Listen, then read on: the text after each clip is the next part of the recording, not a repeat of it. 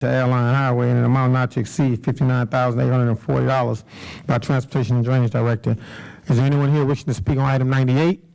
We now go to council members. Is there a motion to approve? So moved by Councilmember Gordy, seconded by Councilmember Hudson with his hand held high.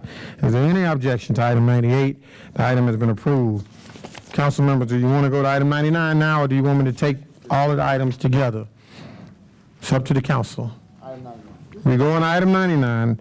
An ordinance placing stormwater sewer utility service user fee charges into effect in accordance with the authority of Title 33, Chapter 2, Part 7 of Louisiana Revised Statutes and Local Services Law, Title 33, Chapter 10, Part 1 of Louisiana Revised Statutes with respect to stormwater public utility district and a joint commission to administer the terms of the joint intergovernmental and local services agreement created by the Metropolitan Council in the parish of East Baton Rouge, confirming the levy, collection, and dedication of said stormwater utility service fee charges by parish attorney on behalf of the Office of the Mayor President and Department of Environmental Services. Let me say a few things. Number one, there has been a request to delete this item by the Mayor's office. Number two, we're going to have a public hearing, and those of you who are here to speak on item 99, you will have 3 minutes, and let me apologize. I see there are a number of people here.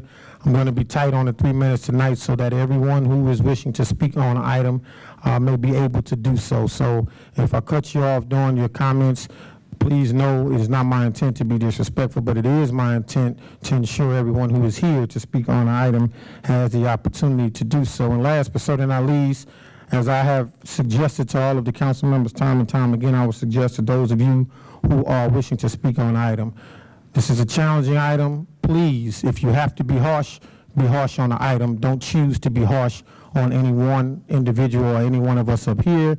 Should you choose to do so, I'm going to ask that you be placed in timeout. At this time, we will go to John Hillman. And anyone who is wishing to speak on the item, would you line up and come up, state your name and address for the record. Line up in threes so that you don't have to stand up a long time, if you don't mind. Go ahead, sir. Let's see, I've got 3 minutes. Yes, sir. Hurry, huh? Hey, listen, I appreciate what y'all do. I don't know why in the world you do it in this environment, but I'm 90 years old. I love this city. Over in Mr. Dunn's district there. Since 1976, I had 4 wonderful kids go through the public school over there. Not $1 for gas or bus driver. But I would feel awful bad for my grandkids if I didn't try to speak tonight. I'm angry, and I don't know why y'all are not angry after what happened this last week or so. You know, number one, you feel secretly y'all put in the thing that was going to make it possible for 8 feet. And then we had the non-disclosure agreement, and I think that stirred me up. What, my people here that's supposed to represent me saying they can't find out what's going on. So look, since I only got a few minutes, oh my God, I've already lost half of BS in there. Council members, please deny the fee now so as to get the time to weigh why the stormwater utility is being put in place secretly without disclosing that to those you represent. Then falsely told there was a non-disclosure agreement. Surely that must have roused some of you. And now after demanding documents, you get pages mostly blacked out. Can't you feel enough is enough? Our parish is in terrible shape and getting worse because of the mayor's leadership that responds to the downtown club and often creates our problems, like taking the money that had been approved for overpasses over Airline at Goodwood and Old Hammond and using it to make overpasses over the interstate to the Mall of Louisiana Boulevard. Wasn't even needed. Then we see the government street traffic artery that was to be a traffic artery torn up and plants in the middle. Now, why do y'all tolerate this? For God's sake, you're supposed to be improving this city. 20 seconds. That was like giving a finger to the leaders trying to improve our traffic so we wouldn't climb on the interstate to go across town. You should ask for the mayor's resignation and proceed by showing the people what she has done wrong. What will the fee be for Thank the you, sir. maintenance of the diversion Thank you, canal sir. That's your time. after it is finished? That's the worst thing that's happened Sir. to us. That's your time. Boy, oh boy, thank you a lot. I know it was important, but you don't really need to hear from people that lived there all their lives, you know, as they watch the damn city deteriorate. Come on down, state your name and address for the record, ma'am. My name's Leslie Davis. I live on Bay Ridge Drive in Baton Rouge. I'm here to ask the council for 4 things today. 1, when the utility tax or fee comes up, to please vote no. There's no defined scope of work, no cost estimates detailed, no plan of execution, no time considerations for you to approve.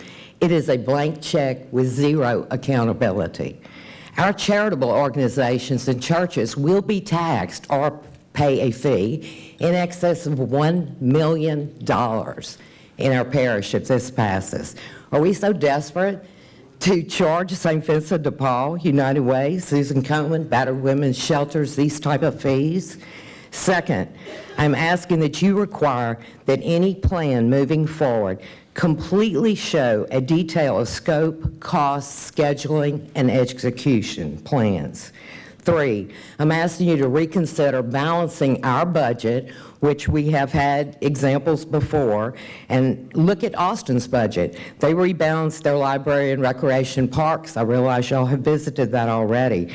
And we can free up $96 million annually if we do that. And finally, I'm asking for this group to please request an investigation by the Attorney General.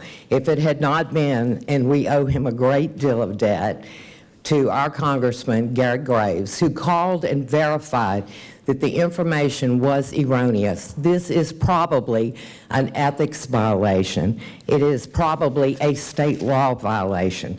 There was no non-disclosure agreement. There was no gag order.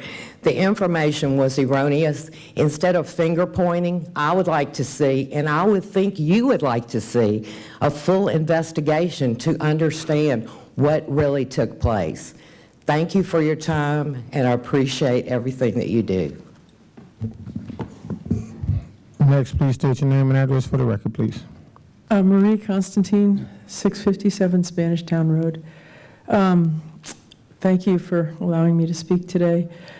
When the fees first came out, I clicked on them to see what my fee was, and I was pretty happy about it. And then I decided to click on where I go to church, Our Lady of Mercy, and it absolutely took my breath away.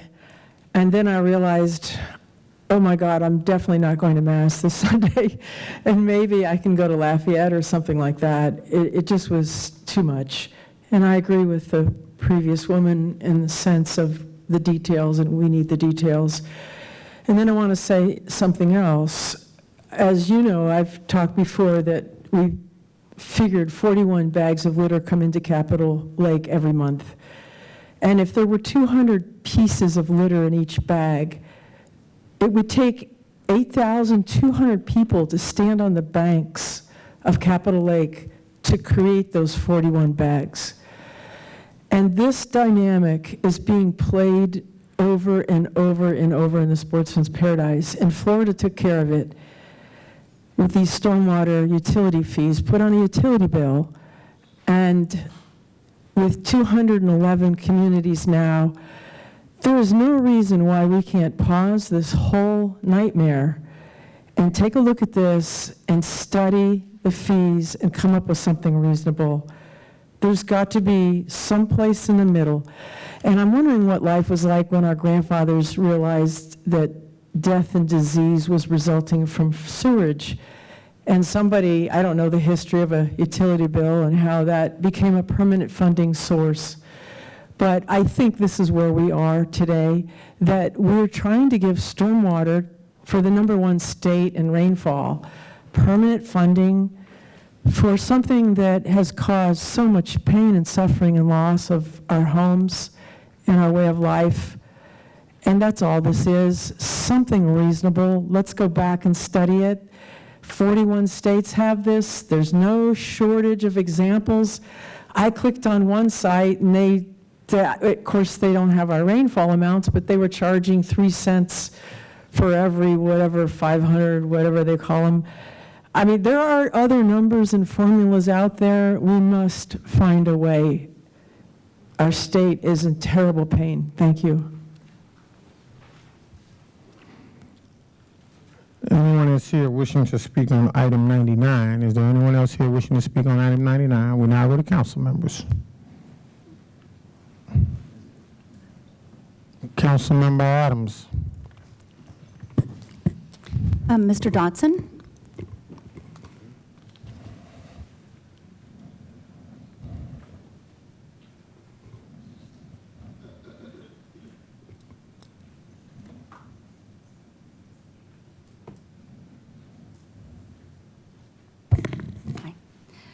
So, Mr. Dotson, I want to give you an opportunity to answer some questions. When did your office first become aware that we were potentially going to have a federal enforcement action from the DOJ, EPA, with regard to our MS4 permitting and our noncompliance? There's a lot that goes to that question, as you know, Councilwoman. We've talked about this before. There were several years that the city parish weren't doing, the things we needed to do. We were notified in 2018 that they would be doing an audit of the city parish and its stormwater system. In 2018, it started. We weren't notified until June of 2020 that they had completed that audit. Okay. And so now let's move it to the NDA. At what point, when did the NDA come into play? Was it a requirement? Was it a suggestion? And who did that suggestion come from? What you have to remember is the audit itself was a privileged document. There were some documents attached to the audit which was not privileged, which could be provided as a public record.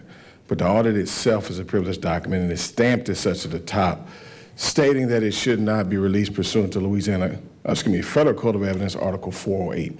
Article 408 of the Federal Code of Evidence specifically speaks to the fact that lawyers are not able to disclose confidential negotiations. It was our understanding when we were notified of the fact that there was this audit out there and these findings out there, Mr. Abbott in our office was handling that matter and talked with a representative of the Department of Justice, and it was essentially a situation where we could either participate in the negotiations, or if we failed to participate in negotiations, it was clear to us that they would file suit against the city parish for the findings of the audit. So Mr. Abbott made the right decision, I think, and he thought he made the right decision in negotiating and trying to find some balance for the city parish in terms of the audit findings. Was it your understanding that without, you're on my time, I'm so sorry. You're going to get lots of other questions. You'll have plenty of time. Trying to answer the question. I know. Was it your understanding Excuse at me, that let me time? interrupt for a second. Council member, I think in light of the important nature of the questions that you're asking, I'll give you more time, so take your time, all right? Thank you. Okay, so continue then. I don't remember where I'm at now. The negotiations, I think you're saying you felt like you had to have. So the deal is that when you do negotiations, we as lawyers are bound by the Federal Code of Evidence, Article 408. Those people that are staff and other individuals that work with the city parish are not bound by that because they're not attorneys. So there has to be some method by which they're held accountable, as those lawyers are, to hold those settlement negotiations confidential. You can do a confidentiality agreement, you can do a non-disclosure agreement, and Mr. Abbott, in discussions with the DOJ representative and going back and forth and having a discussion, Mr. Abbott left that discussion with the belief that the non-disclosure agreement was the best way to proceed in ensuring that those non-attorney personnel of the city parish would be held accountable for not disclosing the confidential settlement negotiations regarding the audit, regarding the stormwater, situation. Okay. And so then. That was June of 2020. Okay, and so then at that point, you informed the staff personnel, the parish administration personnel, who were. Specifically notified Mr. Hill and Mr. Spear, who were the lead individuals for the administration and for the city parish that were taking on this endeavor.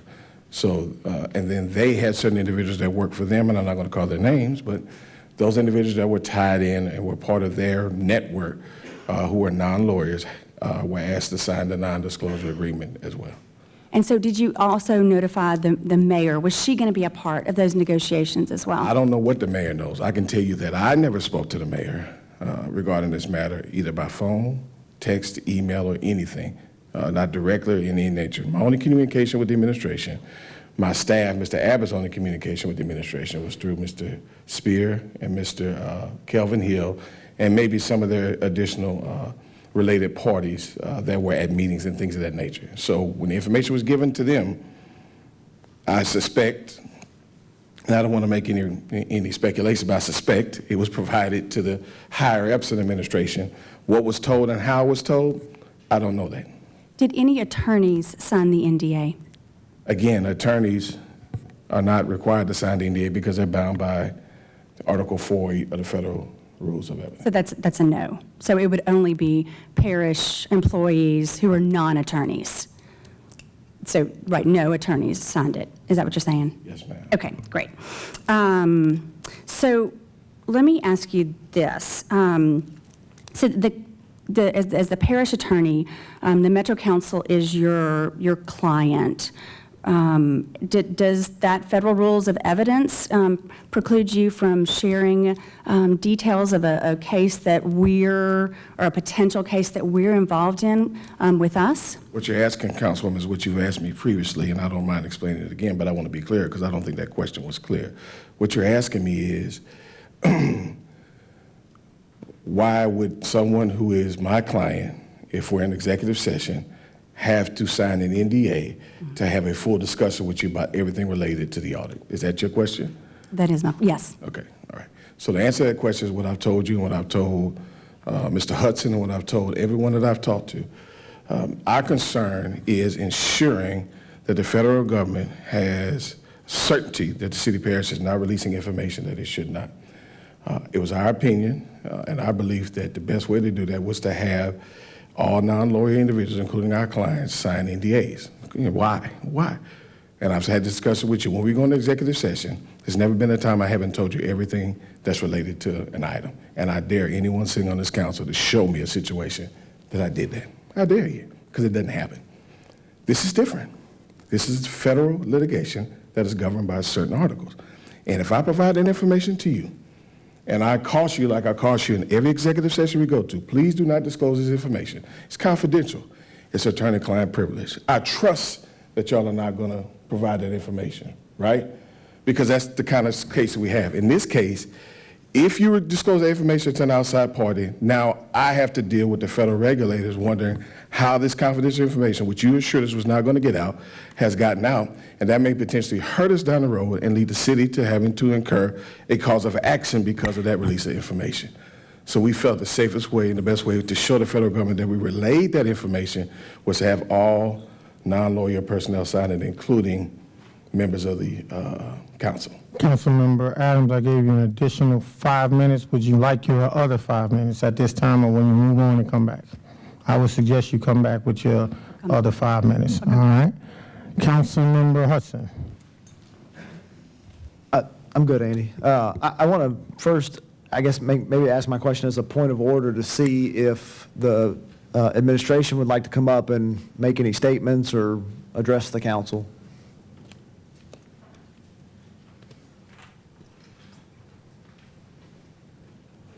While we're waiting for that, oh, okay. Do you want to come up and address Fred? You don't have to, but if you want to, we welcome you. Hang on, Fred. Fred. Yes, sir. No. Thank you, Fred. All right. I'm going to restate my question and ask if there's any C-level people from the administration that would like to come up and communicate to this council to help rebuild trust and reestablish a dialogue with us.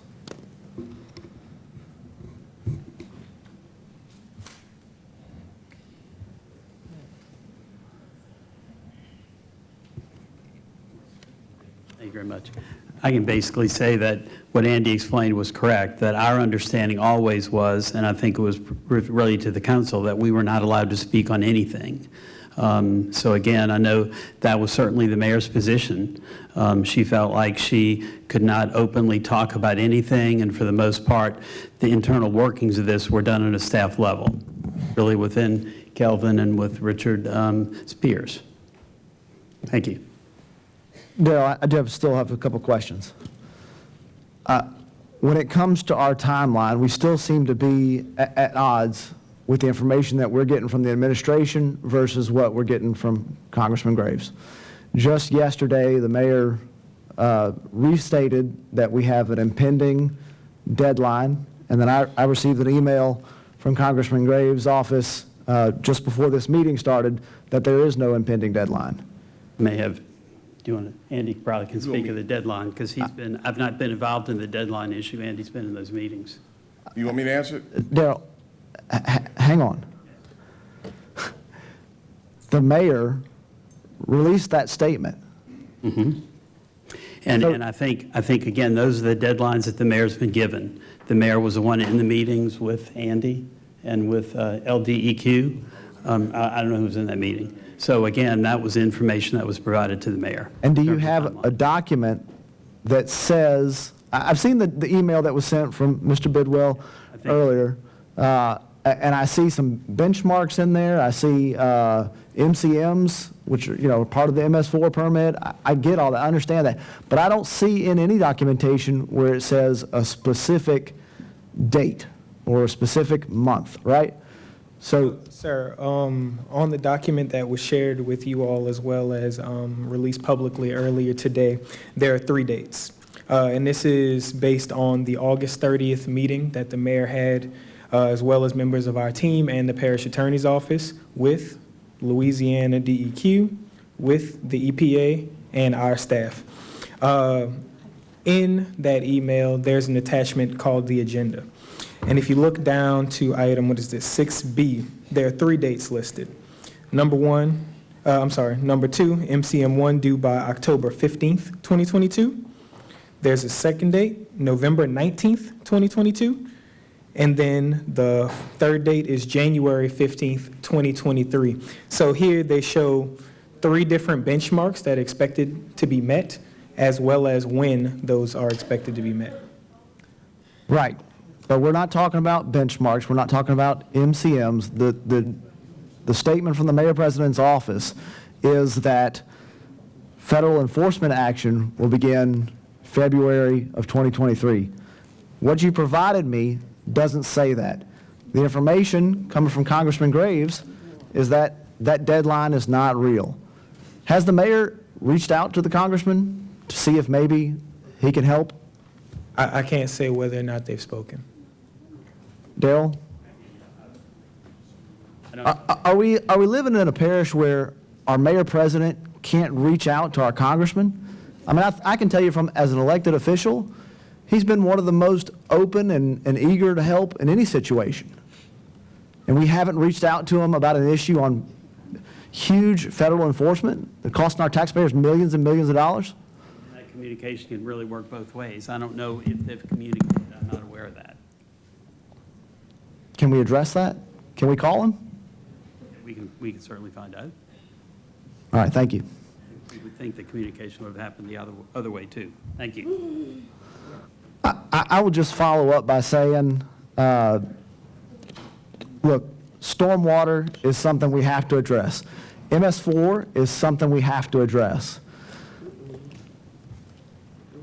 I'm going to pause. I'm going to pause and let the mayor address us.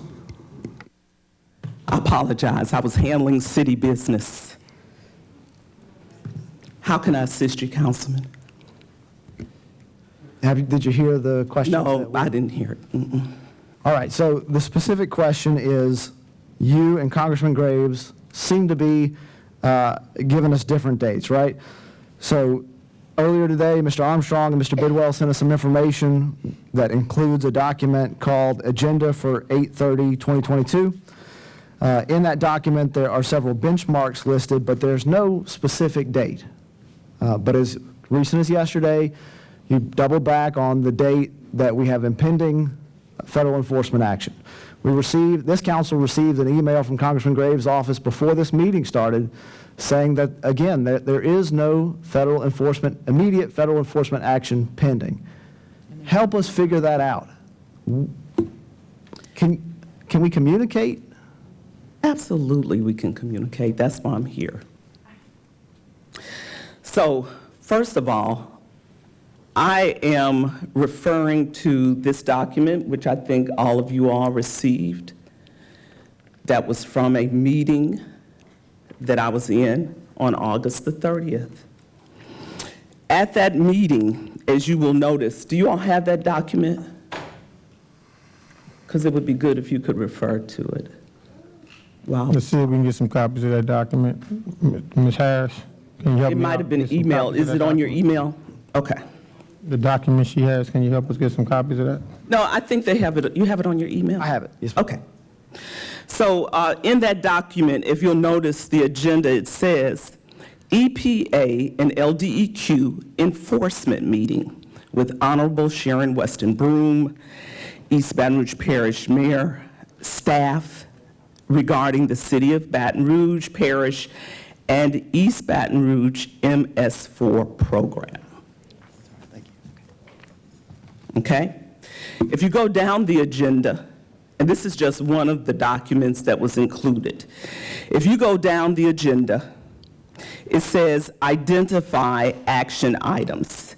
And then it says MSM1 by October 15th, City Parish.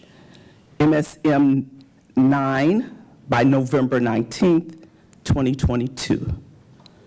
All MCMs by January 15th, 2023. Now, Councilman, I can't explain what the congressman said, but all I can tell you is the truth of what I was there and the documents that I received at that meeting on August the 30th. So where on this page does it say federal enforcement action will begin after January 15th, 2023? It says that, I recognize that the MCMs are due, but where does it say federal enforcement action is going to begin? That's what I'm struggling with. And I have the letter from Congressman Graves yeah, I here. have that letter too from Congressman Graves. But it was our impression after that. Do you have the rest of those documents, Mark? And they did make it very clear to you at that meeting that all options were on the table. And I have all of them right Yeah. there. I will tell you that at that particular meeting, that is why they said January 15th, because we were trying to get an extended deadline beyond January 15th. So it became very clear to us through documentation, I believe it was on, oh, here, okay. It says, plan to be fully staffed by February 2023. And this was one of the MS4, this was part of the outline that was part of that package. And then it says, all MCMs submitted by February 15th. That's part of the documentation as well. So this is where we got the dates. Councilman, there was no attempt, and you talked about communicating, so let's communicate. There was never any attempt to deceive or to do anything that was unethical. All we were trying to do was to comply. Now, because of what has transpired, we believe that you're right. more communication perhaps needs to happen. Now, does that mean that all of this is off the table? That's a conversation you will have to have with the federal government. All I know is about the meeting that I was in and the response that we gave them in terms of what we were going to do so that we would be in compliance. And so these processes are still going on. The process around October and November and January, these processes are still going on. We still, even though we take this off of the agenda, we still have to comply and have those reports to them. Thank you, Madam Mayor. I'll only end by saying, when this process began, I believe that several council members expressed grave concern about the lack of a communication plan and the rushed timeline. This is too important of an issue for us to have put forward a plan that was not done to the level of detail that it should have been done. So my request to you, my request to this entire council, let's involve our federal partners. We have good partners there. We have good relationships there. Let's involve them. Let's get together as a group and find a way to address this problem. I will commit to doing that with you, and I hope that you will work with this council on doing it. But we have to be involved in the discussion. We have to be involved in the minutia to accomplish that. So, thank you. Is it possible for me to respond to that? Absolutely. I have no problem whatsoever in engaging the council. In fact, and Councilman Hudson, that is the reason that we had those meetings, so that we could engage you. Were we put on a expedited timeline because of this August 30th meeting? Yes, we were. Did we try to do our best as a city parish government to comply? Yes, we did. Was there obviously information from various levels that came to some of our staff members? Yes, there was. Now, do we know what the future holds if we don't comply with this fee? No, we don't know what the future holds. But I know one thing that I can certainly share, and that is that I have no problem, and I never have had a problem, trying to keep the lines of communication open. But trust me, when I operate, my motives are not political. My motives are to help the citizens of this city and parish. And when the alarm went off that our citizens may have to pay an exorbitant amount of money because of a potential consent decree, that concerned me as the mayor president. And I think you know me well enough to know that there were no ulterior motives in trying to do this but to serve this community. Thank you. Councilmember Knoll.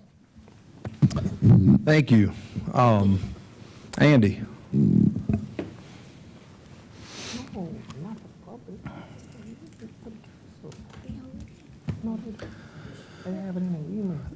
So I appreciate your explanation of why we were asked to sign an NDA in that executive session.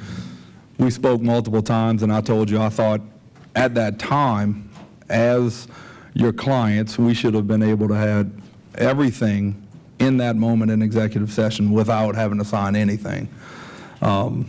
But I understand the reasoning behind it. It's an extra layer because you thought the danger to the parish, should that not have occurred, should we not have that extra barrier, was so grave.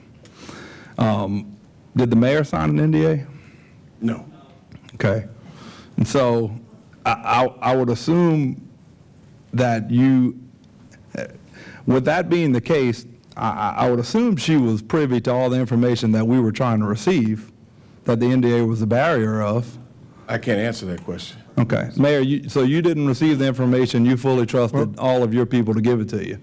Councilmember Knoll, let's have Mayor come to the mic if you Yeah. want to talk to her.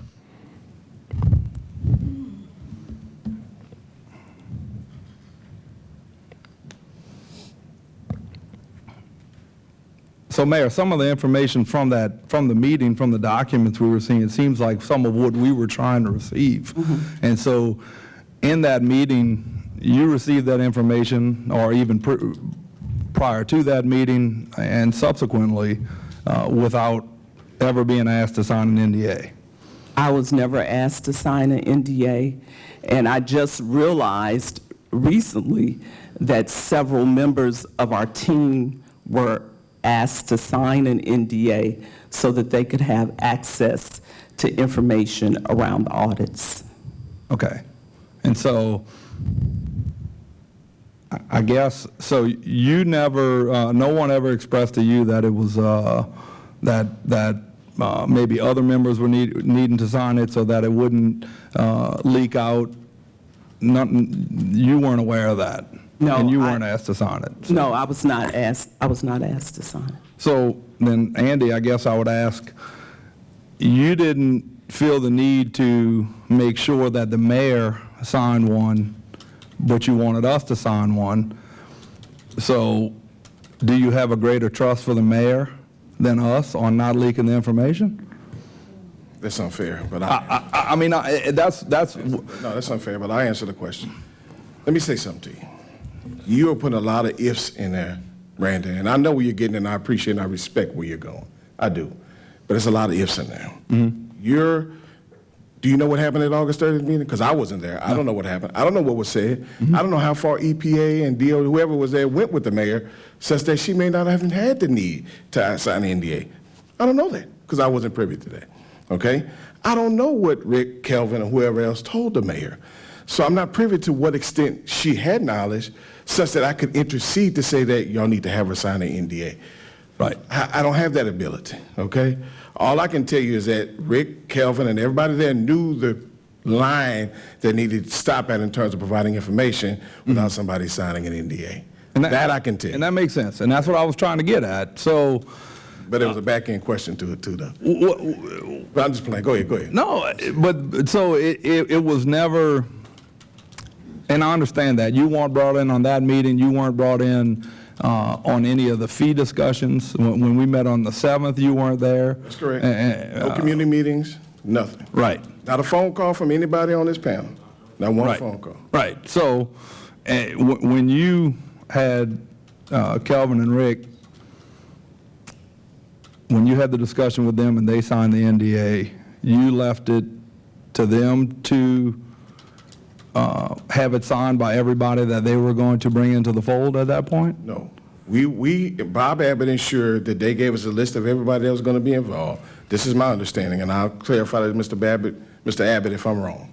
It's my understanding that we asked them to provide us a list of individuals that at that time they knew were going to be working on the project, and Mr. Abbott facilitated having every one of those individuals sign an NDA. That's my understanding.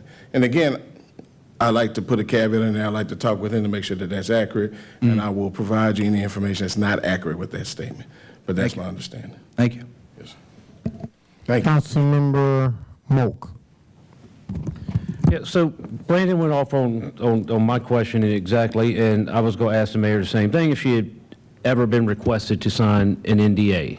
And she has stated, no, you have not been requested to sign at all. Correct. Okay. So y'all requested, the parish attorney's office requested for Kelvin and Rick and the others to sign the NDA. Yes, we asked them to sign it. That's correct. The parish attorney's office asked them to sign it. Correct. Why did the parish attorney's office not ask the mayor? Because the mayor was not involved in the negotiations. See, I think the problem is this. There was a statement earlier that needs to be corrected, and if you want me to correct it, I will. If you want me to wait until somebody else gives me the time to correct it. No, go ahead and correct it now. Okay. So the correction is, and Darryl just doesn't know because Darryl hasn't been involved. Darryl said that the NDA kept the mayor or the mayor's office from talking about anything, and that's not accurate. And I've explained this to everyone who's taken the time to come and talk to my office. What the NDA was to do was to keep from the disclosure of, as I said earlier, confidential settlement discussions between the DOJ and our office. There's a plethora of information leading up to that, which is information I provided today upon the questioning of Councilwoman Adams, that can't be provided to the public. There's just a line that needs to be drawn, and we told, and you know, this is things that we expressed to y'all before, that cannot be provided, and that is the subject of the NDA. So, saying that, to answer your question fully, the mayor was never at that point or anywhere past that I know of at any meeting I was at that would have required her to sign an NDA. Okay. So I guess we've had 2 meetings with the administration, the initial meeting, and then we've had another meeting after that. I guess without the mayor signing an NDA, does that mean that she was refused the same information that we were asking for? And I guess, and if somebody needs to come up and answer I that, can't answer that question, sir. I'm not privy to that. because, I wasn't at those meetings, number one. And number two, she can only answer the mayor can only answer what she was not allowed to respond to or provide or didn't get. I can't answer that question. Mayor, if you would like to, or I don't know.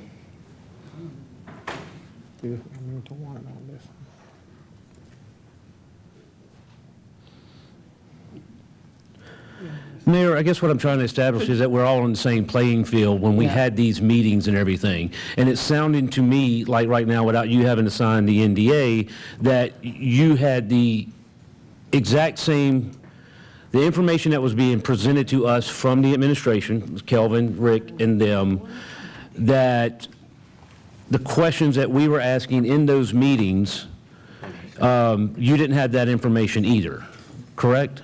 That is, I had the same information that you all had. I was communicating from the same information. If you were in those meetings, you will recall that I didn't necessarily lead the meetings because, as you've heard before, we have people who work at different levels. And we had Kelvin, Mr. Hill, who was working along with Rick Spear. They were the leads on this. I was responding. I didn't answer a whole lot of your questions because I didn't have all of the answers. They were the experts in this area. So the information that you all had was the same information that I had. We were trying to communicate information to you all in the whole process. What we had, we were trying to communicate to you all. Okay. Like I said, the concern was that we were asked to get information that we was asking questions about. We were asked to sign an NDA. But I never asked you to sign an NDA. No, ma'am, I agree. I agree. I'll say that public. You never asked. Yeah. The parish, someone in the parish attorney's office asked us to sign an NDA so that we could get the detailed answers that we were asking because of the meetings that we had with administration as concerning the audit and the information regarding what we needed to fix and repair and where it was and so on. So that's, I guess that's very perplexing that we as council members were asked by the parish attorney's office, someone in the parish attorney's office, for answers to information as elected officials, and then you yourself, as head of the administration, was not asked at all. And I just find that very perplexing when we're all asking the same questions. Thank you. Thank you. Councilmember Goudet. Thank you so much. Fred, I'm going to gear my questions towards you, if you don't mind coming up. And I'll say I recognize you're coming in at a handicap, trying to pick up for folks who are no longer here and folks who happen to be out of town. I think there's confusion throughout the community over water quality and compliance and water quantity. And the plan that the agenda items we're discussing now, the plan that was brought forward, the entirety of the $46 million of that proposed budget was tied to federal enforcement action. It was tied to water quality. But the budget that we received, the budget that was presented at public meetings, the budget that was placed on the public-facing website lists water quality / compliance at $4.9 million. And so my question is, and if you don't have the answer tonight, I think we work towards this. Is 4.9 million the amount we require to achieve compliance with EPA and DEQ MS4 regulations? I can answer part of that question because sir. I had a meeting earlier today to ask that particular question. Thank you. Because, in reality, in the real world, the way the feds look at it, and I think most people look at water, water problems we have, quantity and quality go hand in hand. Because part of the quality issues is the fact that we don't fix the ditch banks, or we don't have fill material in pipes and things like that. That impacts the water quality.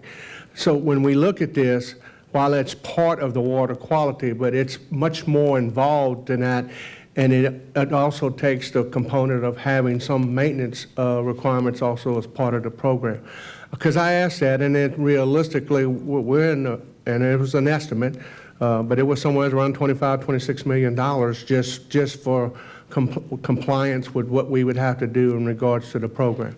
The remaining part, while we have that, is to help with the other problems that we deal with, and I know because I hear it every day when it rains and the issues, and so do y'all. We need to address the water quality and quantity at the same time, and that was the intent of the program, and I feel like without it, we're going to struggle. And I think, as the mayor said, while I was not involved in any of the meetings, I asked a lot of questions about things, but I also know that when the feds get involved, it's not always good. It's always to a point where they're to the point where we need to do more, and we haven't done that more, and I think that's where we are, and we will be on January 15th, for sure. So 5 million then is not anywhere near an estimate, in your opinion, And to achieve compliance? It is a component of that, but it will be much more detailed, particularly when you add the maintenance activities, which also need to be done. If I guess number one, what I'd say is, I think we should formally ask EPA, DOJ to give us a timeline that we can work with. And I think we have a lot of evidence to show of actions we've taken in the last few years to address quality and quantity. I think we can outline those. I think we have a stormwater master plan that's being completed. I think we have action steps we're going to be taking related to that. I think we have a number of things we can demonstrate to them that we're working towards compliance. If we've got between now and January for somewhere in the neighborhood of 25 million, we have a lot of work to do. I will say that, and very clearly, yes, that will be a challenge. And certainly, I understand from where the mayor's position was, and we're trying to prevent, we want to be able to dictate our own rules and how we need to address this. If the federal government does get involved, which, I mean, at some point, I know they're involved. That's a fact. But if we don't get involved, then we're going to be at their schedule, their funding requirements, which will not be really conducive, I think, to our people of our parish. Very good. Thank you, Fred. I appreciate you answering the questions. Councilmember Dunn. Mayor and Andy, could you guys come to the mic, please? And as you come, I'd like to make a statement before I ask my question of you guys. The one thing that's clear with this situation is a lot of confusion. There seems to be different interpretations of what the documents say, what the meetings required of the city parish. And I do agree with Councilman Hudson that more communication and collaboration need to happen with our local partners and our federal partners. But I also agree with Mr. Gissel that communication works both ways. So I think we do need to get in a room with the mayor and Congressman Graves and Congressman Carter and all our federal stakeholders to help us get our heads wrapped around this situation. We shouldn't be doing this in silos, in my opinion. My question to both of you, I've asked you this privately, I'm going to ask it to you publicly. For me, the largest issue is not that many people, including the council, the public, the media, felt misinformed by the information we received. For me, the biggest issue is a narrative was created about the NDA and who it was with for some weeks, 3-4 weeks, I don't know how long, it was out there before a third party in Graves clarified what the situation was with the NDA.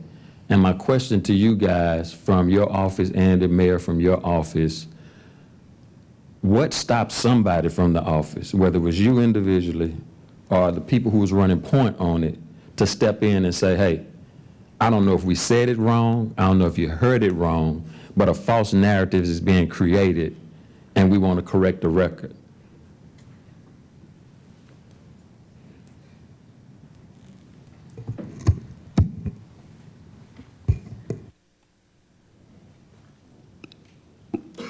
I'm trying to Take your time. I'm Take trying your to time. grasp of what you're saying, because this whole, you're talking about this whole narrative around the NDA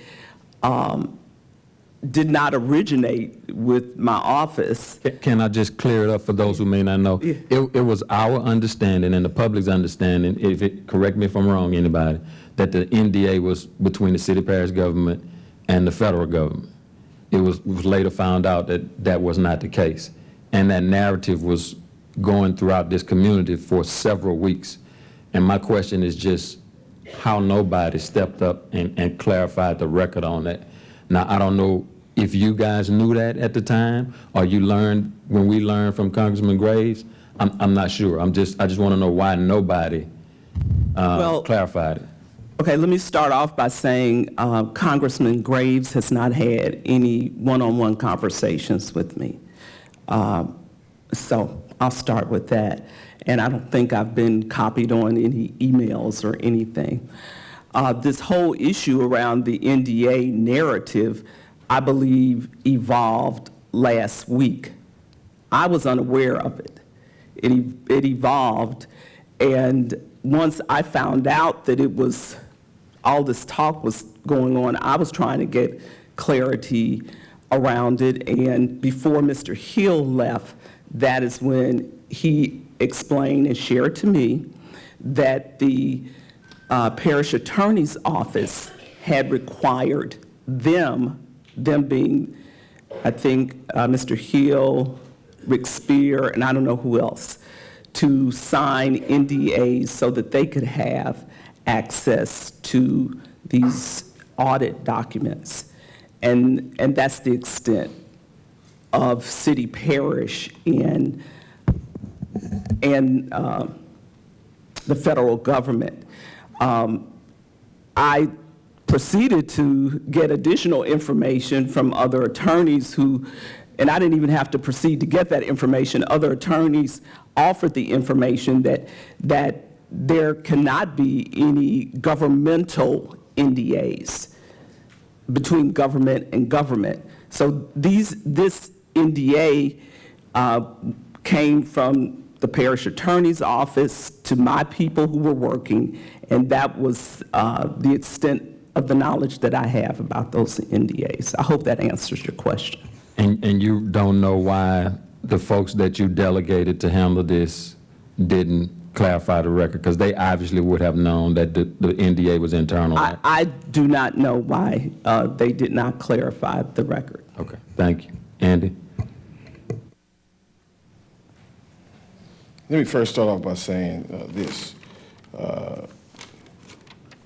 No one in my office has ever said that the NDA was with the federal government. And I ask anyone who has information that contradicts that to let me know. I'll be glad to see it, because we never did, not once. I never knew any misunderstanding that any of you had regarding the NDA, because one, nobody ever called me to ask me about it. Andy, what is this NDA? What is it about? Tell me some more about it. I wasn't invited to any of the meetings you were at where you had discussions with the mayor's office or the community when you were providing information to your constituents. If I was there, I would have corrected you. I was not there. The first indication I got of an issue was on Monday evening, 5 o'clock Tuesday morning when I read an article following a community meeting. And I read in there some information that I thought was wrong, and I sent a text out to my staff that said, we need to get a handle on this. And you've asked for a public records request regarding that, and you may see it if it's provided, but I don't mind saying it. I said that we need to get a Point handle of on it. order, I didn't ask for a public information request. Yeah, okay, I'm sorry, I apologize. I wasn't saying you specific, Councilman, I was saying you four. I'm just clearing the record. I wasn't pointing at you either, because my wife tells me I can't point, so I wasn't pointing at you either. But the bottom line, the point I'm making, Councilman, is that's the first indication my office got, and I jumped on it. And in the process of working with my office to come up with a statement is when Congressman Gary Graves came out with his announcement. That shifted us into high gear, and we worked with Mr. Armstrong to come up with a statement to be able to put out that evening, and the statement came out that evening. So I think my office acted in the manner it was supposed to act with regards to that, and we did what we were supposed to do. And again, not one time did my office ever facilitate any confusion that the NDA was with the federal government. And let me clarify, I don't want to get into whether it was said or not, because I don't recall if it was said or not either. But what I can say is that was the interpretation, whether it was a misunderstanding or a misstatement.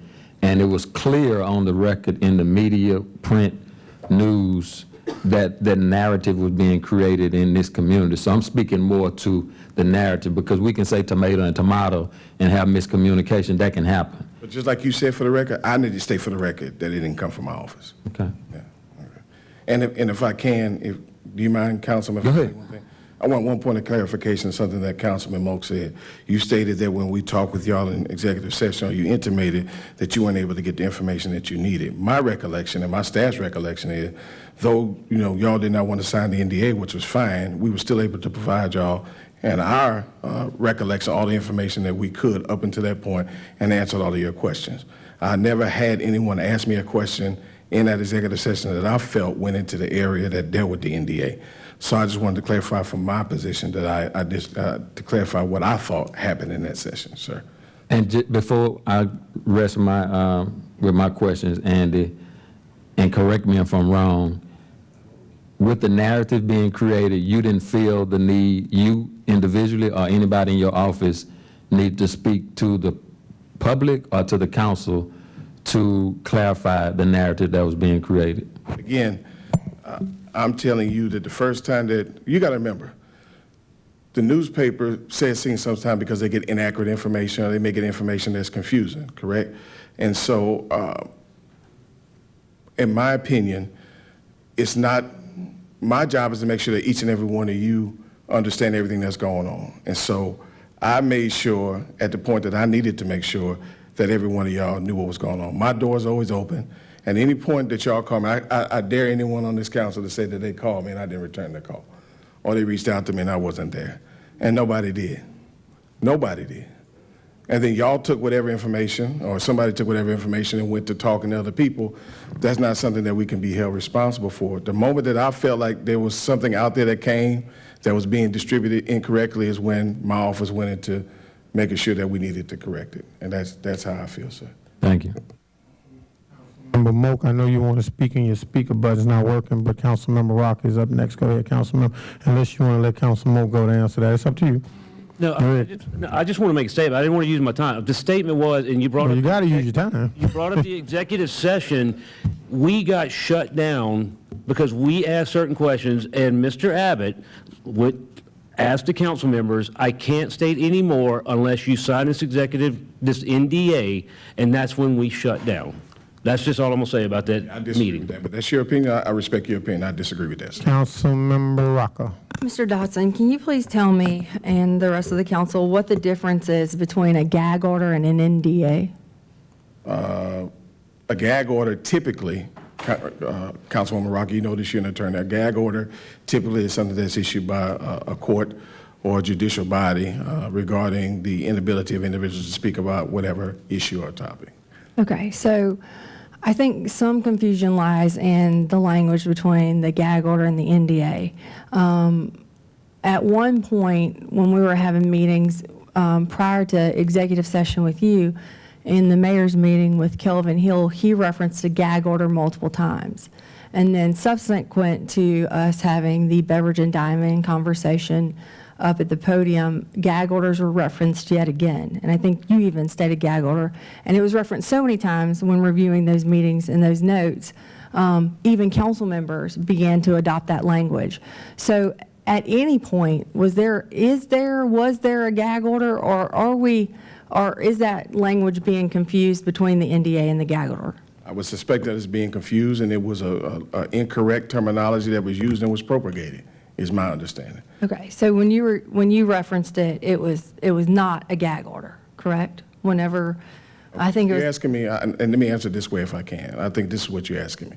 So at that meeting, that was the first time that Mr. Hill came up and was trying to articulate the fact that there was an NDA out there. He incorrectly named what it was. He called it a gag order instead of a NDA, okay, while he was talking.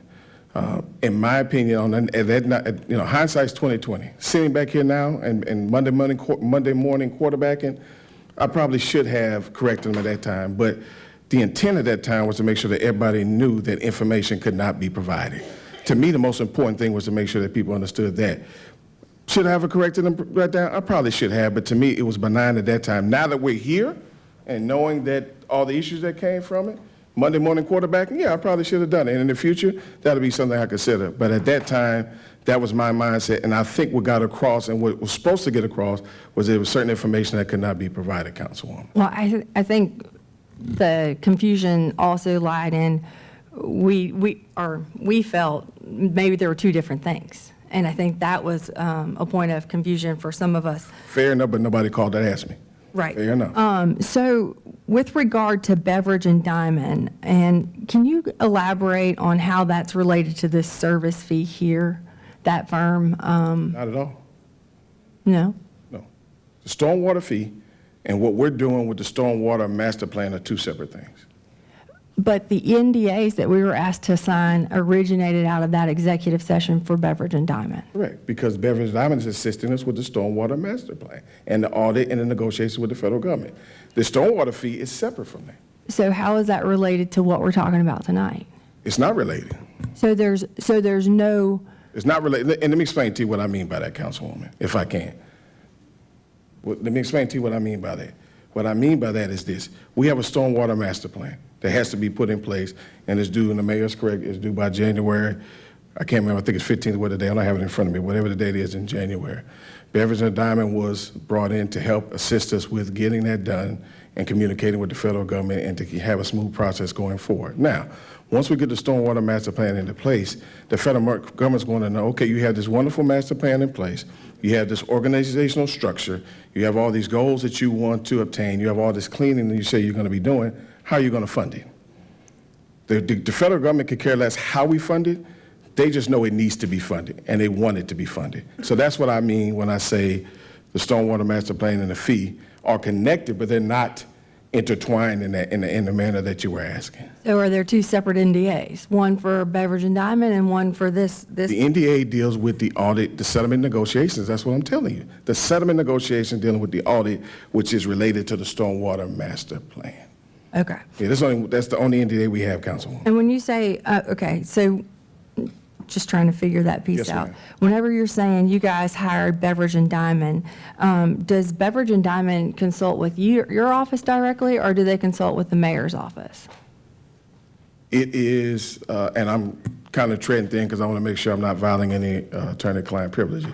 Beverage and Diamond was hired to assist the city parish at my direction and at my supervision with the Stormwater Master Plan, the MS4 program, and negotiations with the federal government.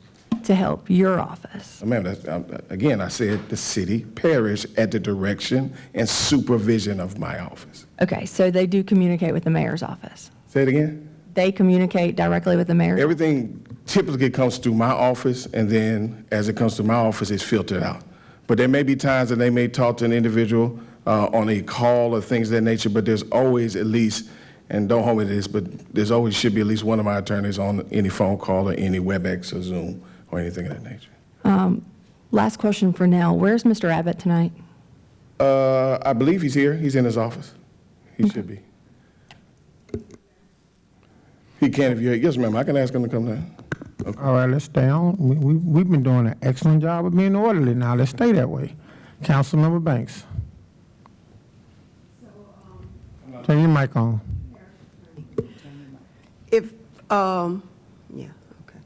So, basically, the parish attorney is hired by the council, and you represent the city parish on behalf of the council, right? Is that correct? The parish attorney represents the council and the mayor's office. Okay. And the city parish, right, So is it three different entities? No. We're appointed by the council to represent the city parish. And we work at the direction of the council, and we work for the mayor as well.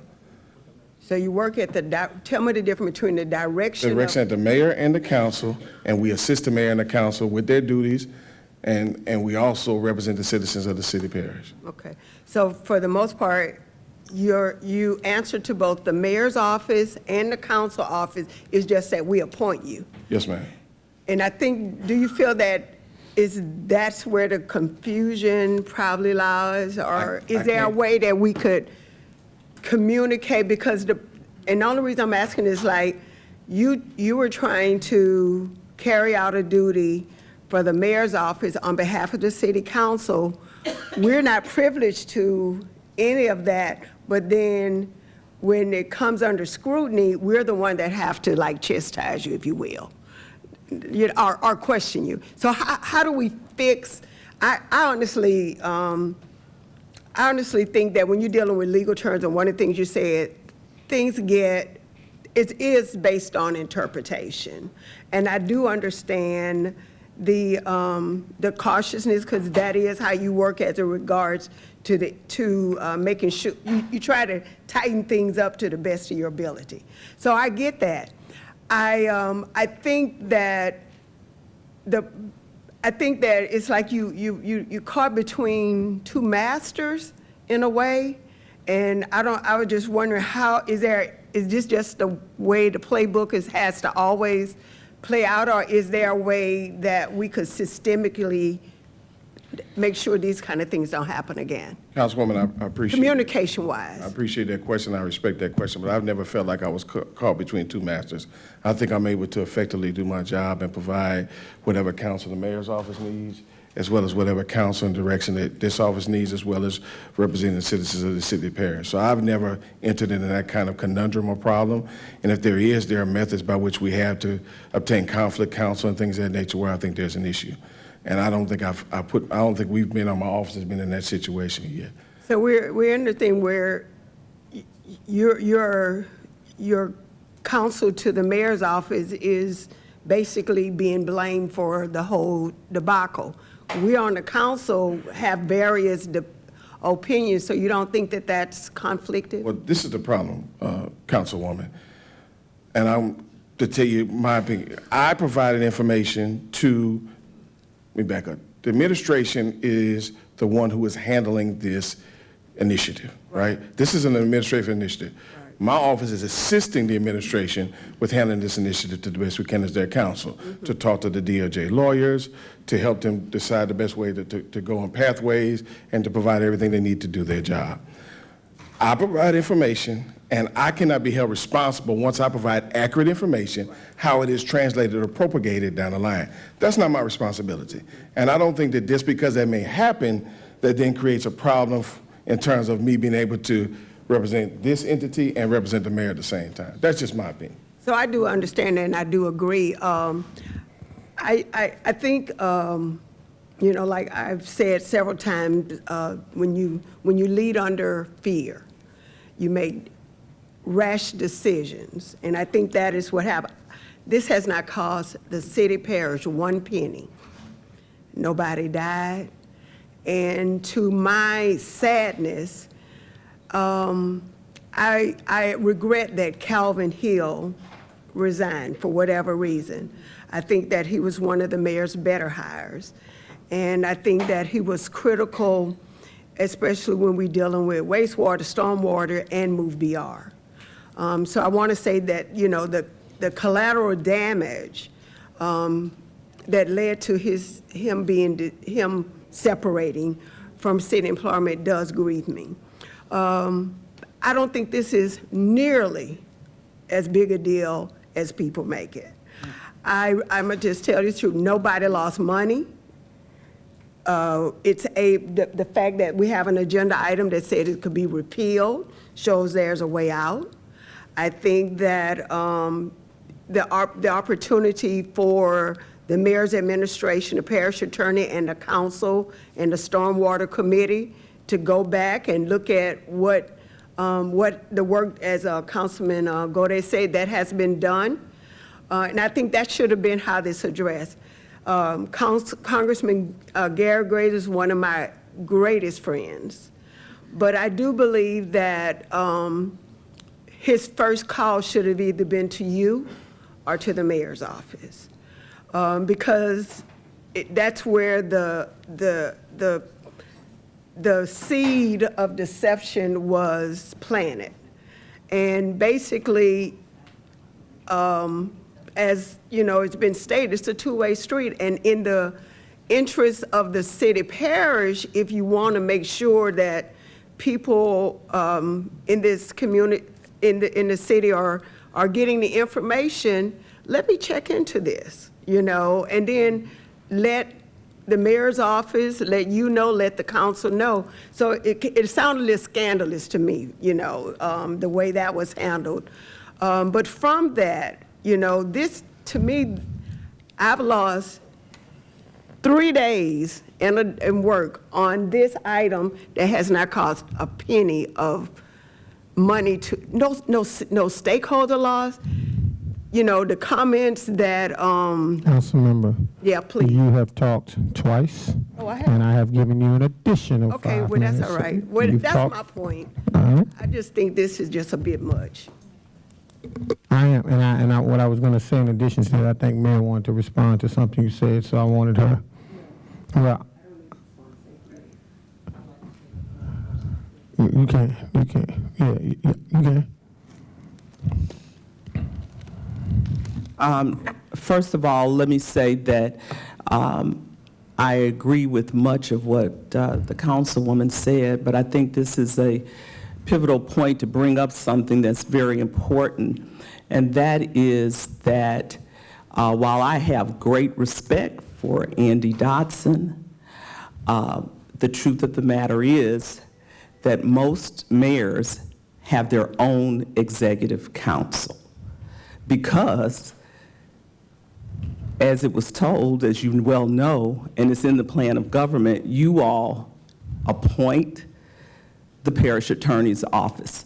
So while Andy Dotson, Mr. Dotson, may be able to balance things between the council and the mayor's office, there may be somebody one day down the road when you all are not here, when I'm not here, that may not be able to balance between responding to the council and then assisting the mayor's office. Because we're all humans, and the truth of the matter is there's that inclination in your mind that these are the people, the 12 people who hired me versus one person across the hall. But nevertheless, the best practices that are taking place across the country, what most mayors have, is their own executive council. So I would like the council to certainly entertain that, whether it's in the next budget or whether it's in a plan, a change to the plan of government. It is very much needed, and it's best practices. Thank you. Councilmember Coleman. Thank you, sir. First, I want to say thank you, Fred. You have inherited a lot, and but you can wear those shoes, yeah. And we thank you. I thank you. A lot of questions have been asked. A lot of flexing, in my opinion, has gone forward. And yep, that's what I say, political overtones, suggestions, all of this. I agree with the fact that when you have conversations, it's a two-way street.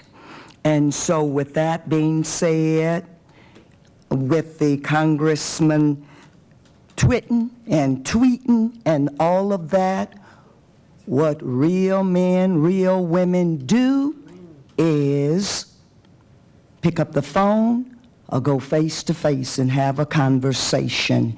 And I believe that if everybody is truly wanting to get up the road with this, that would have been one thing that would have been done.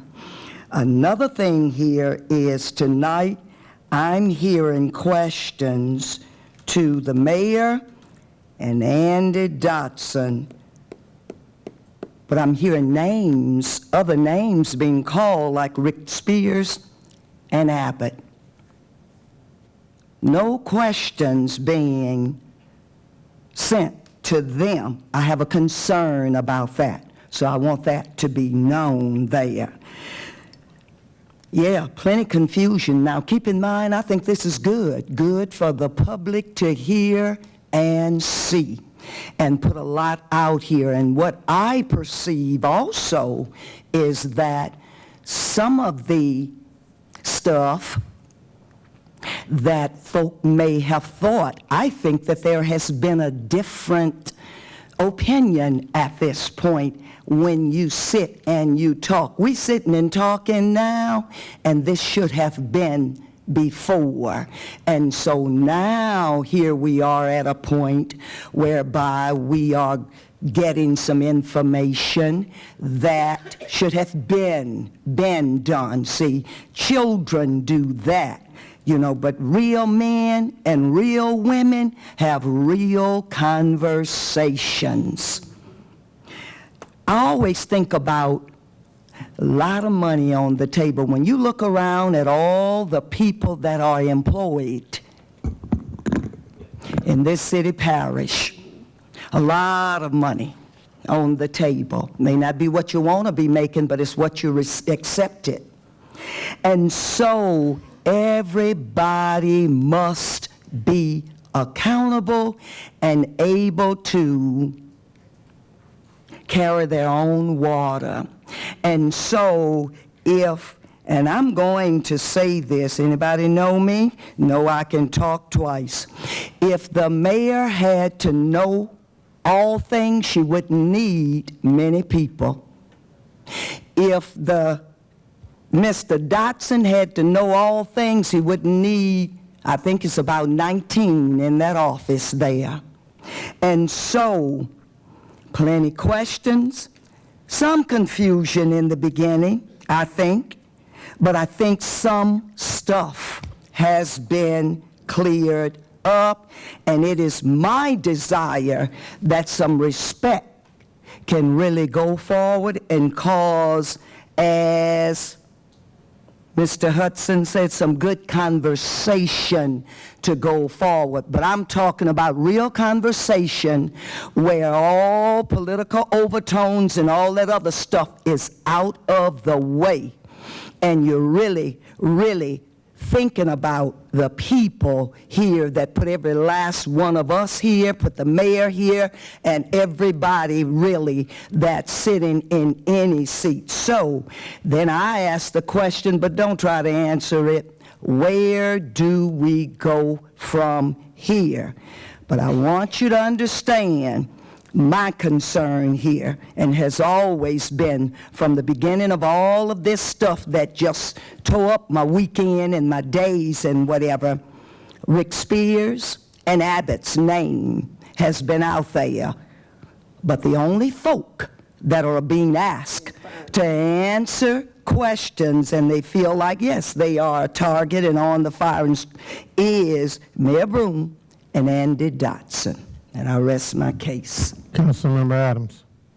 Andy, I know you saw me have a reaction. I want to explain my reaction to you because it's once again in accurate use of language. Okay. You talked about the Stormwater Master Plan, and Beveridge and Diamond had been hired for that. It should be the management. Yeah, Stormwater Master Plan. Melissa Kennedy. How are you doing, Melissa? Yes, Stormwater Management Plan. No, when we were in the meeting, I did that. Right. So I apologize. It is anyway, the management plan. I apologize. Yeah. Because I'm the one who's really having a problem with NDA and gag order because they're not the same. It was a mistake. I apologize. Yeah. It's okay.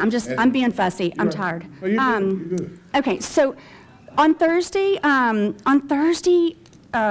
evening, when we were all in the Goodwood Library for the public meeting, we received, or I received, a letter, and I think you indicated that you had heard about this, from Congressman Graves, saying recent reports indicate the EPA and DOJ officials are requiring Baton Rouge officials to sign a non-disclosure agreement, NDA, prior to being briefed on the stormwater management negotiations.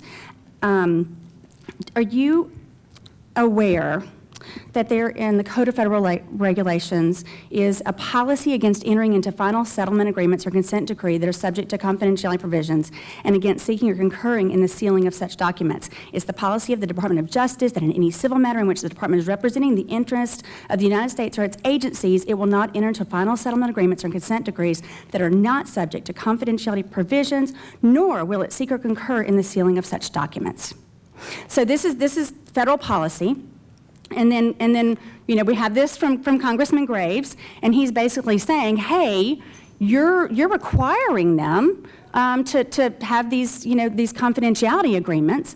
I mean, this is a problem. Like, this is our federal government out of control because there's a policy against this, and yet they found an in run around, haven't they? And so if Congressman Graves or Paul Sawyer or anybody with the congressman's office is listening to this today, we have a significant issue with our federal government doing an in run around a policy, and basically, I mean, I think you're indicating to us that you felt extreme pressure, a lot of pressure. You felt like you had to do this.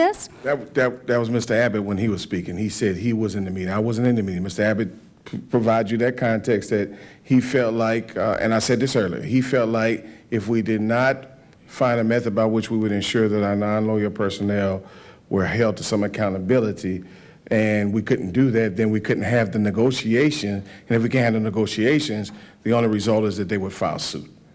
So that does equate the fact that it's going to be a suit filed against the city parish. Okay, but when you became aware of Congressman Graves' letter, you didn't think there should be a clarification that it was really federal rules of evidence that we're requiring an internal NDA? I'm going to be honest with you. When I saw his letter, based upon the knowledge that I had when talking to Mr. Abbott, I had no reason to believe that the DOJ or EPA would have that strong of a reaction to the fact that they had no knowledge or awareness of the NDA. I mean, I provided, we've had a detailed discussion I don't want to have here about why the basis for that and everything of that nature. So at that time, I had no problem with Congressman Graves reaching out to him. I mean, that's his prerogative. He's a congressman. And in our opinion, it was during the negotiations and discussions we had with them, but I had no idea that they would ultimately come back and have that strong reaction. When they did is when we acted and we put out that statement. When he came back with his tweet, I don't do that, so I don't know what it's called. Whatever it is that he came back is when we were in the process of providing a statement to the public to clarify it the best we could. And so, but this was Thursday night, and then we weren't going to get a statement till Tuesday morning. But again, and I've been working weekends. I mean, I've really been literally reading stuff weekends. Anyway. You really want me to tell you how many hours I work a week for the little bit of money that I make? I understand. A lot of hours. I understand. And so, Councilwoman, understand, and I appreciate what you're saying, and I understand what you're saying. You And I think I explained to you what our rationale was and what mindset I was in. I don't think that has anything to do about how hard I work on the weekends and whether I gave this attention. My wife would tell you, much to her chagrin, I give probably too much attention to the city parish. I understand that, but that's a long time. That's 5 days. Hey, when I call Beveridge and Diamond tomorrow and ask them who they're working with in the city parish, what names are they going to give me? I mean, I can't answer that question. I can't tell you what Beveridge and Diamond is going to say. I can tell you that Beveridge and Diamond work for us, and they're going to say that they work with our office. They're going to say that they work, with DES, with Rick Spear, and some of his people. So I can't tell you exactly who they're going to say because I'm not Beveridge and Diamond. Okay. So I can't tell you so, that. But you're managing this contract, but you're not aware. Like, what is their role? I mean, they're lawyers, right? They're helping Councilmember represent Adams, us. I've given you 15 minutes. I know. We're going to move to Councilmember Hurst. Hold the noise down over there, please. I was gone for a couple of days and was at the beginning of this and had the opportunity to kind of free my brain to come back and get out of the minutia and then come back into it. But all of this conversation is really just about public trust. it boils down to leadership in every department. I told people before that I've never questioned the integrity of the mayor. I'm not going to start today. She answered the questions appropriately. I'm not going to question what she said, how she said it, why she said it. I came to you with the same conversation, and I said, man, one question that I need you to answer is, why didn't you make a statement earlier? And you said that you weren't going to say it, but you did say it today, so I'm going to repeat it for you. That will come out in the minutes. Is that there was a meeting at Goodwood that kind of blew up. We expected it to blow up before the meeting started, which is why we held the meetings, because the public needed information, and we didn't have all the information, right? I can tell you directly that in that meeting, I don't believe that questions were handled properly by DES. I'll say that out in the public. I don't think the answers were given that were wrong, but I think that the sensitivity of the matter was not taken into account when it came to how they would respond to the public. Then I wasn't at the Cheneyville meeting, but I heard they couldn't even get through the presentation because it was I mean, all in the books in the library, people yelling and cursing and all that good stuff, and that's where it blew up. Good. So the next morning I said, well, hey, man, you know, you said, and your response to me was, Darryl, I didn't know how bad it was and I never responded to press. And I will tell you this, I've gone to Andy with a number of things, and I said, Andy, what should I say to the press? And what has your answer always been? No comment. On everything, right? Yeah, because the more you comment, the more they will feed into it. You're not supposed to say everything. It's attorney-client privilege, sir. Well, yeah, okay. Well, I'm not going to say on everything, but in certain situations, right, where I've asked for your legal advice. Yes, sir. So in this case, the advice that you gave me is no different than the advice you took for yourself until it blew up. And on Tuesday morning, I said, well, you said when it blew up on Tuesday morning, you did what? I sent a text out to my office that said we got to get a handle on this. And the tweet came out from Congressman Gary Graves at what point in time? About 8 hours later, 7, 8 hours later that afternoon. Which means you had done what? Taken a proactive stance Correct. To respond. Correct. Once it blew up, because that was only the I second. got knowledge of it, correct, yeah. Yeah, that was only the second meeting. And then that same night, I held a community meeting along with Councilwoman Coleman, Councilman Dunn, and Councilman Rowdy. Gode was not on the host list, but he so graciously showed up and was active with the North Baton Rouge presentation.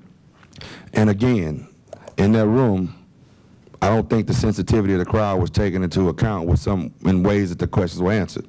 So I'll give an applaud to Mark Armstrong. I will say that Mark Armstrong did great crowd control, great Q&A, and I believe he handled the crowds very well.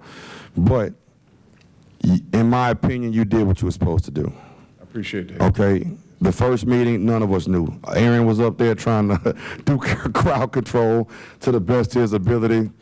All of us were asking, should we go up there and save him?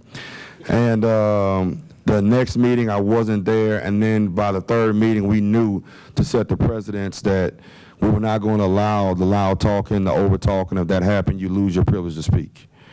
And we were able to keep that meeting under control.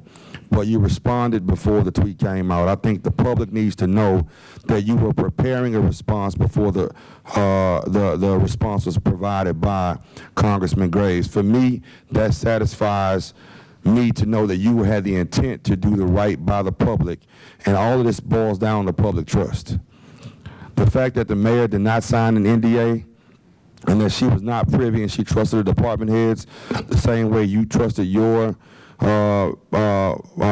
Attorney Abbott, it says that you did your job by hiring the right people and trusting in what they did. And so for that, man, I don't know what the next steps are within your departments, but you have not lost my trust. The mayor has not lost my trust in that regard. And you have my support in whatever moves forward. Thank you. I appreciate that, Councilman. Councilmember Moak, you have spoken twice, so please be brief. Thank you. Thank you, sir. Councilwoman Coleman brought up a good point as far as a couple people that have been mentioned and discussed here. If Rick and Mr. Abbott are here, Rick's out of town. Councilman, sorry, Rick is out of town. His daughter's getting married this week. This was something he had planned months ago. Okay. Is Mr. Abbott here? He's here. Courtney's going to go. Thank you. All right, So, while we're waiting on that, I will speak to the rest of the council. It was speaking to everyone, not to anyone. It was mentioned a while ago, respectfully, that nothing was lost in this. Nothing, there was no financial, there was no whatever. It didn't cost the city parish anything, and so on. I just want to tell my fellow council members that I disagree with that in the fact that we are here to keep the trust, to manage and work with the citizens of East Baton Rouge Parish, and I feel like we lost whatever credibility by this going forward the way it did and the way that it blew up. So I just wanted to reference that and clear that up. Mr. Spears, I'm sorry, Mr. Abbott. It was asked a question earlier about Beverage and Diamond. Who are they authorized or been in communication with in the administration or the parish attorney's office? Usually, I'm on the conversation. Lisa Smith, who works with me, is on it. Andy is usually on and off the conversations. Kelvin Hill, Rick Spears, Sarah Boudreau, that works for Mr. Spears, has been on the conversation, as well as an expert that we hired, Marcy Leach, who has worked with Beverage and Diamond before, and written stormwater management plans for Rockford, Illinois, that EPA accepted. Okay. Are they authorized to speak with anyone that has signed the NDA? Or do they go through the parish attorney's office no matter what? They go through the parish attorney's office for all the communications. And then we tell them who needs to be on the meeting, depending on the topic that's being discussed, and then we go from there. And they are the communication directly to Department of Justice. So they communicate with the Department of Justice to set up a meeting or phone call, or whatever it needs to be done. Justice then communicates to DEQ and EPA who do they want on the call, and we do the same. They tell us, and we tell them who we need on that call. Okay. There's a lot of technical information that the parish attorney's office just doesn't have. Okay. When it was determined that, and what was said earlier, that you was under pressure or you felt like the NDA was the best route to go for internal communications and to appease the federal government, correct? Right. In June of 2020, when they told us the audit was near complete, they impressed upon me in a phone conversation, the Department of Justice did, that the audit was a confidential document prepared which they prepared with the idea that they're going to go to court and get a consent decree. Therefore, it was part of confidential settlement negotiations under the Code of Evidence. So, how do you handle that within your department? Like Mr. Dotson said, the attorneys are bound by, as officers of the court, are already bound by that. So we didn't sign an NDA. I spoke with Rick Spear about the NDA. I don't recall whether Kelvin, but I don't think he was. Okay, and I'm going to go from here. So the NDA originated from a response or thing that you felt from the federal. Right.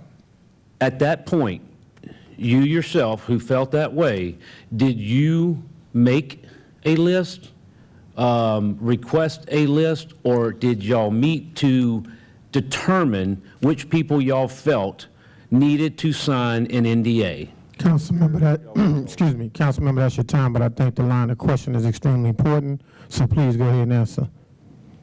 Rick Spear and Kelvin Hill prepared the list of the technical people that they would need, which included some employees and some consultants.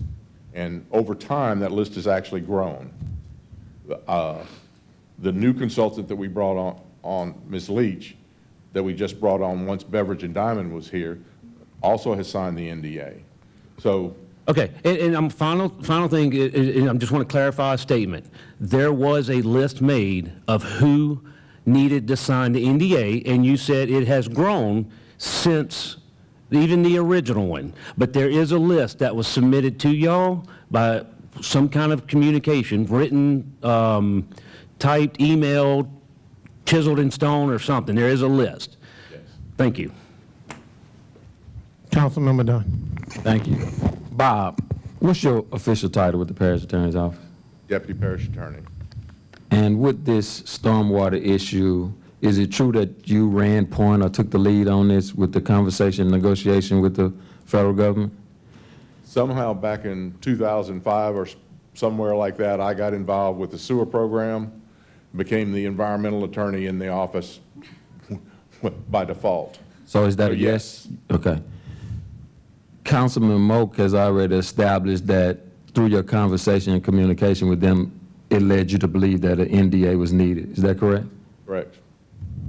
When the NDA was signed, were you under understanding that it was signed internally, or were you under understanding that the NDA was signed with the federal government? Oh, it was an internal document. It says in the document that it's between the city and blank, okay? And that blank was filled in by the different employees or consultants. So I'm going to ask you the same question I asked the mayor and I asked Andy, the parish attorney. A narrative was created throughout this community, this council, the citizens, the media. The interpretation was that the NDA was with the federal government, not an internal NDA between staff members and contractors, but an NDA between city parish and the federal government. And this went on for weeks. Why didn't you, as the person who ran point on this and knew for a fact this was not an NDA with the federal government, didn't intervene, communicate to the council, to the public, and the media that a false narrative is being created? Why did a third party, Congressman Grave, have to clarify that? Why didn't you step up and act? I think I had those conversations with Mr. Hill and Mr. Spears, because Mr. Hill is the first one that brought up the NDA in a public meeting that I recall. So you say you think you had those conversations with them, but why didn't you not have the conversation with the public? Or why didn't you make the recommendation to the parish attorney, to the mayor, that, hey, a false narrative is being created. I've communicated this to Rick. I've communicated this to Kelvin. We need to communicate this to the council and to the public. It didn't occur to me. I don't speak to the press. I don't speak generally to the public. But you do advise this city parish, your employer, Andy Dotson, and the mayor on things that they should do. Thank you for your time. Ladies and gentlemen, let me say this. I want to, Councilmember Rocker. Mr. Abbott, I would just like to clarify, have you ever, and how long have you been with the parish attorney's office? 24 plus. Have you ever went to the press with anything concerning the work that you've done with the parish attorney's office? I've occasionally spoken to a reporter after I cleared it with the parish attorney on a particular topic. Did you attempt to clear this with the parish attorney to go to the press to make any kind of clarifications? Nobody from the press ever contacted me, so no, I wouldn't volunteer to go, but if they contact me, then I have to clear it before we decide what I can say. And as far as it's concerned with regards to your employment, is there any type of procedure or standard in your office with regard to employees talking to press? Not that there's no written procedure that I'm aware of. Okay. All right. Thank you so much. Ladies and gentlemen, I want to thank all of you for a very, very civil conversation around an issue that, despite all that has taken place, is still one we have to address in our city parish. And whether we address it here at the council or the DOJ, the EPA, or any of the alphabets choose to address it, it's going to cost us some money.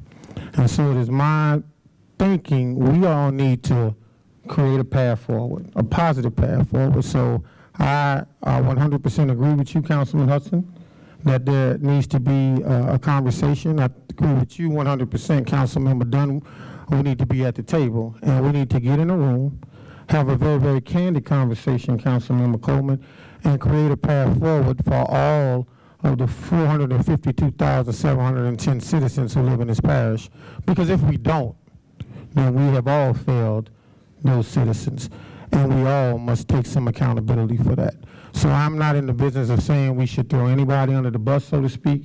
I'm not in the business of saying it's anybody's fault. We all have a fiduciary responsibility to do the research, read the paperwork, ask the right questions.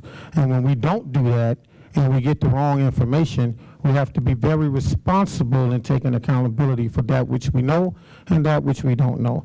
So I want to apologize sincerely to the citizens of Baton Rouge for my involvement in not making sure I asked the right questions, got the right answers, and provided you with the right information. And I can assure you, there are 5 simple things to an apology. I apologize. It was all my fault. It will never happen again. I promise I will make it up to you, and please let me know when you're ready.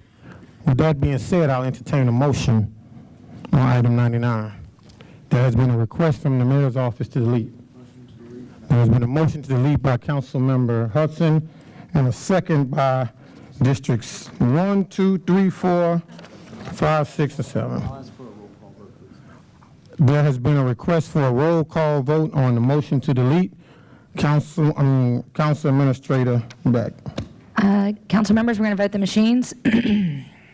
Machines are open on the Well, he motion asked to for a roll delete. call vote. You want to vote on machines or roll call? Machines, all right. Clarify the vote. The vote is, the motion is to delete by Councilmember Hudson. There is a second by Councilmember Coleman on the item to delete, and we're going to vote on the machines. A yay vote is. A yay vote is to delete the item. Machines are open.